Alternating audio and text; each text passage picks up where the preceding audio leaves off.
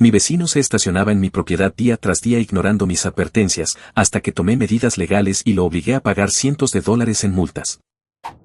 Cuando firmé el contrato de alquiler en Cambridge Hills, sentí que había encontrado un pequeño refugio. Era un barrio tranquilo, calles anchas bordeadas de robles, buzones de correo pintados a mano y vecinos que saludaban desde sus porches.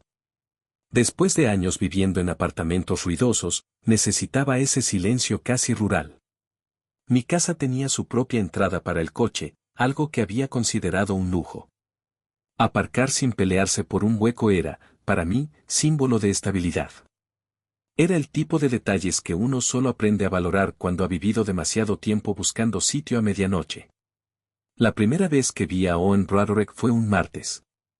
Yo acababa de llegar del supermercado y estaba descargando las bolsas cuando una camioneta azul, vieja y maltrecha, giró bruscamente en mi entrada. Pensé que era un error.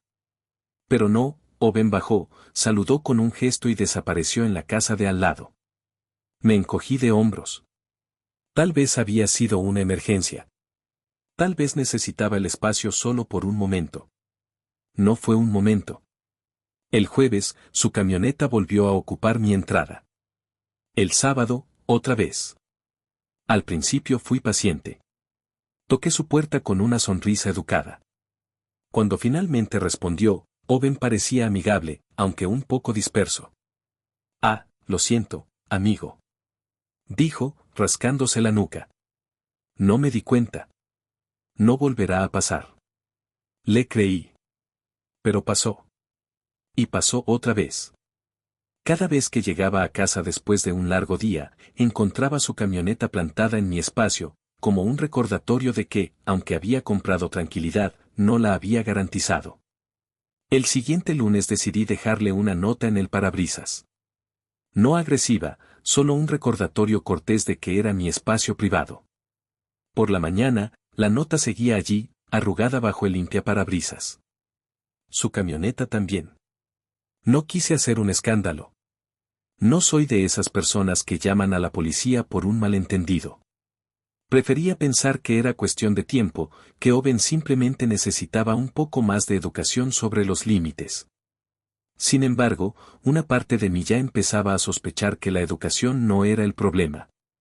Un viernes, volviendo del trabajo, me encontré bloqueado por completo. Owen no solo había ocupado mi espacio, sino que además había dejado su camioneta de lado, bloqueando también la acera. Cuando toqué su puerta, no hubo respuesta. Llamé a su número, que había conseguido en un boletín vecinal, y saltó directamente al buzón de voz. Sentado en mi coche, mirando la puerta cerrada de Owen, entendí que mi paciencia se estaba agotando. No era solo una cuestión de espacio. Era una cuestión de respeto.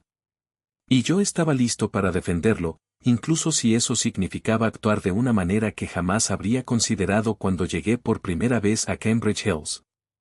El fin de semana pasó como una larga sombra. Cada vez que miraba por la ventana, veía la camioneta azul de Owen dominando mi entrada como si le perteneciera. Era casi cómico, si uno tenía el humor para verlo así. Yo no lo tenía. La gota que colmó el vaso llegó el domingo por la tarde. Había prometido a mi sobrina llevarla al acuario de Westmont. No era un plan casual, su madre trabajaba y yo había organizado todo con antelación. Pero cuando bajé con las llaves en la mano y la emoción de ver su cara al mirar los tiburones, me encontré atrapado. De nuevo. Toqué la puerta de Owen. Nada. Llamé. Buzón de voz. Golpeé más fuerte. Nada. El reloj avanzaba. Mi sobrina me enviaba mensajes preguntando si ya iba en camino. El estrés se acumulaba en mis sienes como una presión insoportable. Me senté en el bordillo de la acera, respirando hondo. Podría llamar a una grúa, pensé. Pero en ese momento, no estaba seguro de que era legal o no.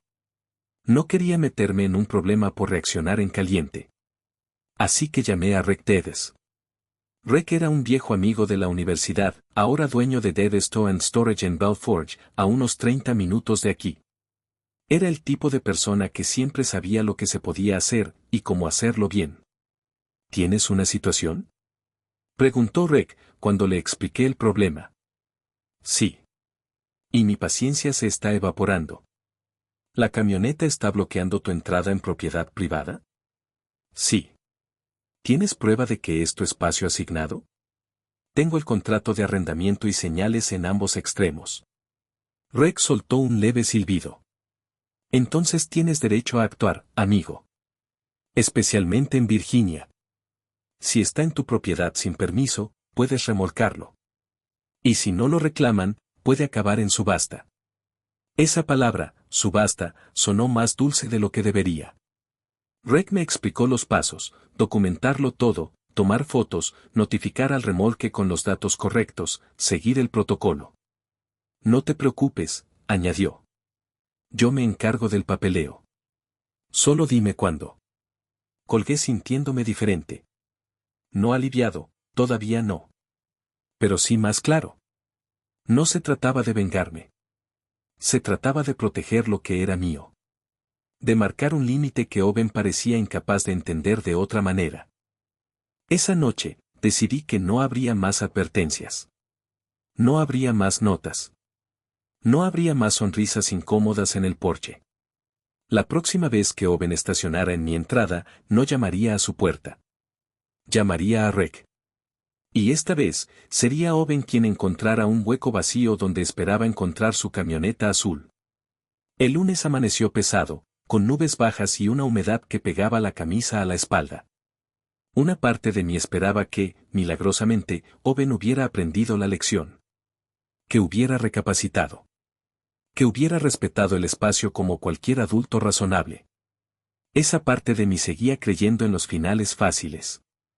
Cuando doblé la esquina de Cambridge Lane después del trabajo, mi corazón cayó al suelo.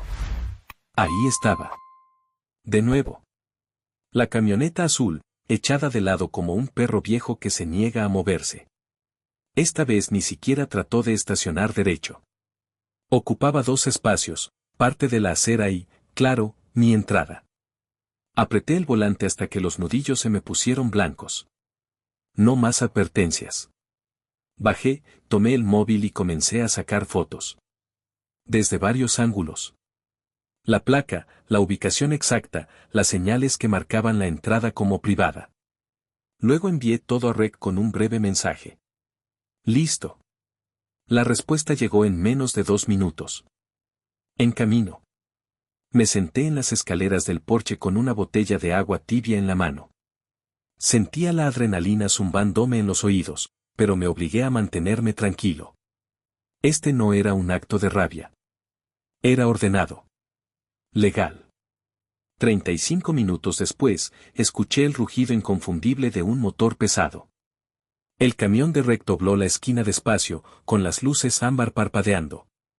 Saludó con un gesto breve y directo. Yo asentí. Rex trabajaba como un cirujano. Enganchó la camioneta con habilidad, la levantó en el aire como si fuera un juguete pesado y oxidado, y en menos de 10 minutos, la calle estaba limpia. Antes de irse, Rex bajó la ventanilla y me lanzó una sonrisa torcida. ¿Seguro que no quieres verla en la subasta? Va a ser un espectáculo. Solté una risa breve, seca. No quiero saber nada más de ella. Rex asintió y desapareció al final de la calle, llevándose con él una semana entera de frustraciones comprimidas en un chasis azul. Me quedé allí, solo, mirando el espacio vacío. No me sentí eufórico. No me sentí cruel. Me sentí libre. Esa noche, dormí como no lo había hecho en semanas. Pero claro, la historia no podía terminar ahí. Sabía que Owen volvería. Sabía que habría una reacción. La diferencia era que, esta vez, yo estaba preparado. La llamada llegó esa misma noche, cerca de las 10. El móvil vibró contra la mesita de noche. No reconocí el número, pero algo en mi estómago ya sabía quién era antes de contestar. ¿Dónde está mi camioneta? Escupió una voz al otro lado. No era una pregunta educada. Era casi un rugido. Tomé aire despacio antes de responder. Deberías revisar el depósito de Balforge, Owen. Hubo un silencio cargado, como un trueno que aún no cae. ¿Qué demonios hiciste? Me incorporé en la cama. La ventana abierta dejaba entrar el murmullo lejano de los grillos. Todo lo demás era quietud. Hice lo que tenía derecho a hacer, dije. Tu camioneta estaba en mi propiedad. Sin permiso. No una, ni dos veces. Varias. Documenté todo. Llamé a una compañía registrada. Siguiendo el procedimiento. Podrías haberme avisado. Gritó. Te dejé notas. Llamé a tu puerta. Incluso intenté hablar contigo más de una vez. Tú ignoraste todo. Otra pausa. Podía oír su respiración, entrecortada y pesada. ¿Sabes cuánto va a costarme esto? No es asunto mío, respondí, sin levantar la voz. Eres un maldito imbécil. Colgó. Me quedé mirando el techo oscuro, escuchando el eco muerto del final de la llamada. No sentí culpa. No sentí triunfo. Sentí algo más simple, certeza. La mañana siguiente, mientras regaba las plantas del porche, vi a Owen salir de su casa. Llevaba una gorra baja sobre los ojos y una mochila colgada del hombro. No miró hacia mi dirección. No intentó decir nada. Condujo un coche alquilado hasta Bow Forge. Supe que tendría que pagar no solo el remolque, sino también las tasas de almacenamiento diario y la multa administrativa. Una suma dolorosa. Y si no lo hacía a tiempo, su preciosa camioneta sería subastada junto con otras reliquias olvidadas. Por un momento, me pregunté si aprendería algo de todo esto. La respuesta llegó esa misma tarde, cuando volví del trabajo. Mi entrada estaba despejada. Ninguna camioneta azul. Ningún obstáculo. Por primera vez en semanas, la vista de mi propia casa me recibió sin nudos en el estómago. Y algo en mí, algo que había estado apretado durante demasiado tiempo, empezó por fin a aflojarse. El miércoles siguiente, justo cuando pensaba que todo había quedado atrás, Owen apareció en mi puerta. No llamó. Golpeó. Fuerte. Como si quisiera atravesarla. Abrí despacio, dejando solo el seguro de cadena puesto.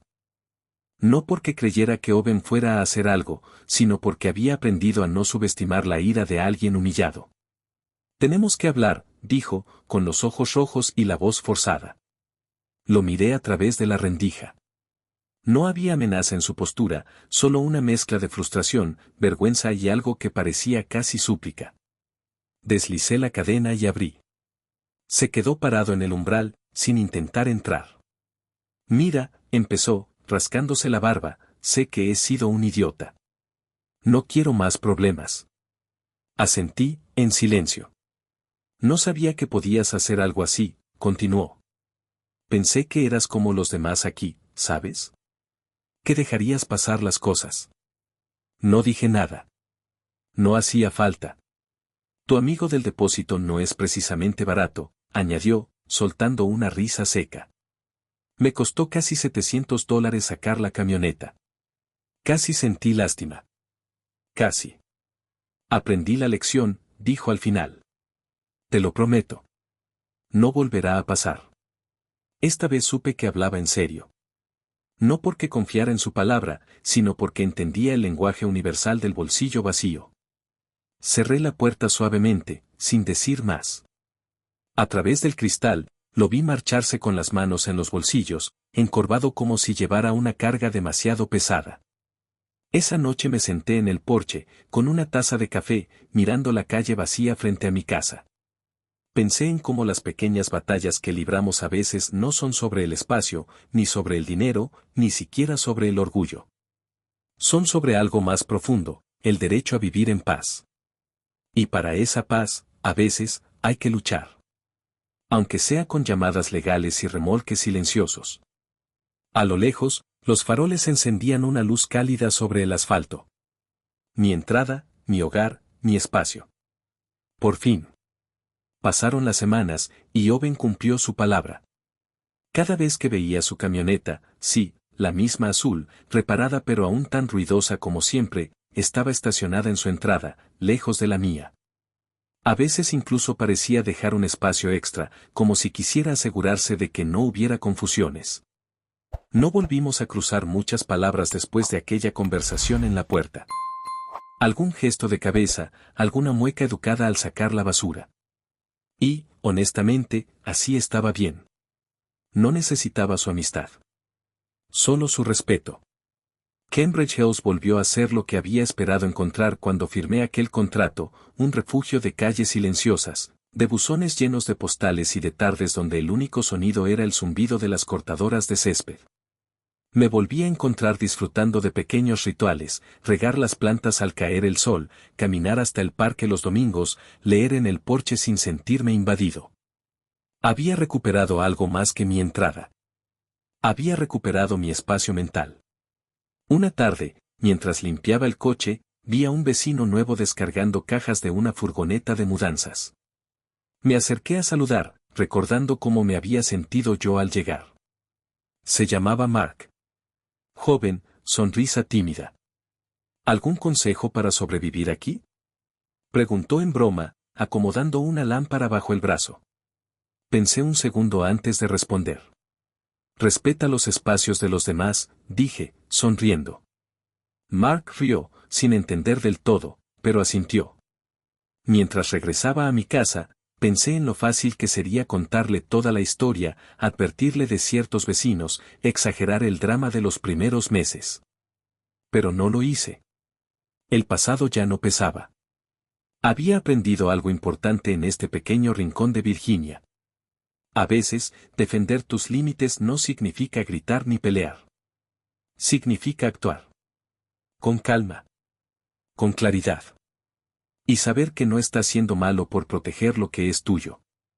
Esa noche, mientras el cielo se apagaba en tonos lilas sobre Cambridge Hills, me senté en el porche, una taza de café en la mano y el sonido lejano de un tren arrastrándose hacia el oeste. Sonreí. Finalmente, estaba exactamente donde quería estar.